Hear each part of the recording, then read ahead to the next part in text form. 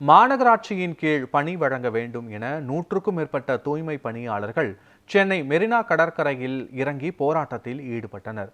இதுகுறித்து அவர்களிடம் எமது செய்தியாளர் லக்ஷ்மணன் பழனி நடத்திய கலந்துரையாடலை காணலாம். சென்னை பெருநகர மாநகராட்சியின் மண்டலம் 5 மற்றும் 6 பணியாற்றக்கூடிய 2000க்கும் மேற்பட்ட தூய்மை பணியாளர்கள் கடந்த 97 நாட்களாக பல்வேறு கட்ட போராட்டங்களில் ஈடுபட்டு வருகின்றனர்.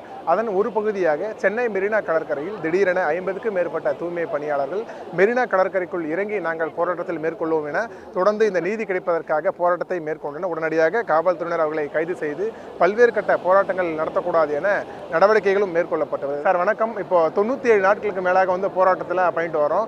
இது வரைக்கும் போராட்டம் நடத்தி காவல்துறை கைது தான் பண்ணியிருக்காங்க. நம்ம இப்போ என்ன நடந்திருக்கு, அடுத்த கட்டமாக எப்படி கொண்டு போக போகிறோம் இதை நம்ம? அன்பார்ந்த பத்திரிகை நண்பர்களே, உங்களுக்குள்ள அக்கறை கூட இந்த தமிழ்நாடு அரசுக்கு இல்லை.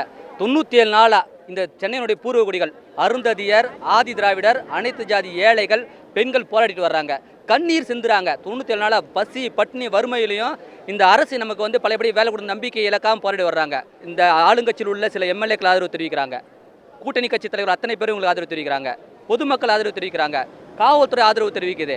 அது இல்லாமல் பொதுமக்களுடைய ஆதரவு எங்கிட்ட இருக்குது. அவங்க என்ன சொல்கிறாங்கன்னா, எங்களுக்கு பணி நிரந்தரம் நீங்கள் ஒரு கடிதம் கொடுத்தீங்க, இப்போ 19/1/2021 பணி நிரந்தர கடிதம் கொடுத்தீங்க, அந்த கடிதத்தை நீங்கள் கொடுக்கலனே வச்சுக்கோங்க, அதை நாங்கள் கோர்ட்டில் பார்த்துக்குறோம், பணி நிரந்தரத்தை கோர்ட்டில் வாங்கிக்கிறோம், நாங்கள் பழையபடி செஞ்ச வேலையை அப்படியே கொடுங்கய்யா, போதும் நாங்கள் வேலை செய்கிறோம், காசு கூட வேணாம், மழை காலம் வருது, பொதுமக்கள் உயிரை காப்பாற்றுறதுக்காக வேலை செய்ய நாங்கள் ரெடின்னு சொல்கிறாங்க.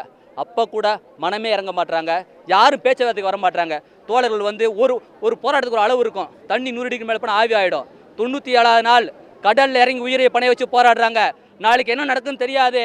தமிழக அரசு இந்த தூய்மை பணியாளர்கள் கண்டும் காணாமல் இருந்தால் மிகப்பெரிய இழப்பை தமிழ்நாடு அரசுக்கும் தூய்மை பணியாளர்களுக்கும் ஏற்படும். அந்த நிலைமைக்கு எங்களை தள்ளாதீர்கள், எங்களுக்கு பழையபடியே பணி கொடுக்க வேண்டும், நீங்கள் பணி நிரந்தரம் கொடுக்காவிட்டாலும் பரவாயில்லை, அது நீதிமன்றத்தில் பார்த்துக் கொள்கிறோம், நாங்கள் செய்து வந்த வேலையை அப்படியே வழங்குங்கள் என்ற மிகவும் நியாயமான கோரிக்கையை எழுப்பியுள்ளார்கள். உங்களிடம் மீண்டும் சொல்கிறேன், ஏழை அழுத கண்ணீர் மகுடங்களை மண்ணில் சரித்து விடும். இந்த தூய்மை பணியாளர்களுடைய பெண்களுடைய கண்ணீர் இந்த ஆட்சியின் முடிவின் துவக்கமாக ஆகிவிடக்கூடாது என்ற வருத்தத்தையும் தெரிவித்துக் கொள்கிறோம். எங்களை பொறுத்தளவு அரசை எதிர்க்க வேண்டும் என்பது நோக்கமல்ல, எங்களது நியாயமான கோரிக்கைக்கு அரசாங்கம் செவி சாய்க்கவில்லை என்றால் ஓட்டு போட மட்டும் நாங்கள் வேண்டும், சேவை செய்ய ஆந்திரா ராம்கி நிறுவனமா என்ற நியாயமான கேள்வி எழுப்பி இன்று தங்கள் உயிரை பணயம் வைத்து தண்ணீர் கூட இல்லாமல் போராட்டம் நடத்தி வருகிறார்கள். இவர்களுக்கு தமிழ்நாடு அரசு நியாயம் தெரிவிக்கிறதோ இல்லையோ, இந்த பொதுமக்களும் இந்த ஊடக நண்பர்களும் நியாயம் வழங்குமாறு உங்களிடம் கேட்டுக்கொள்கிறேன். எல்லா வகையான போராட்டத்தையும் பண்ணிட்டோம், அரசாங்கம் செவி சாய்க்க மறுக்குது.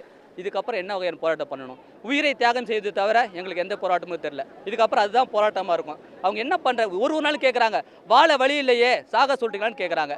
நீங்கள் சொல்லுங்கள், என்ன வகையான போராட்டம் பண்ணால் முதலமைச்சர் மனம் இறங்குன்னு சொல்லுங்கள், அந்த வகையான போராட்டத்தை நாங்கள் பண்ண தயாராக இருக்கோம். எங்களுக்கு முதலமைச்சர் பார்வை எங்கள் மேலே படணும், எங்களுக்கு நியாயம் கிடைக்கின்றது ஒரே விஷயம்தான். இந்த 100வது நாளில் இந்த தோழர்களுக்கு நியாயம் கிடைக்கலன்னா மிகப்பெரிய இழப்பை இந்த தமிழக அரசு சந்திக்கும் என்பதையும் இந்த மூலம் உங்களுக்கு தெரிவிக்கிறேன்.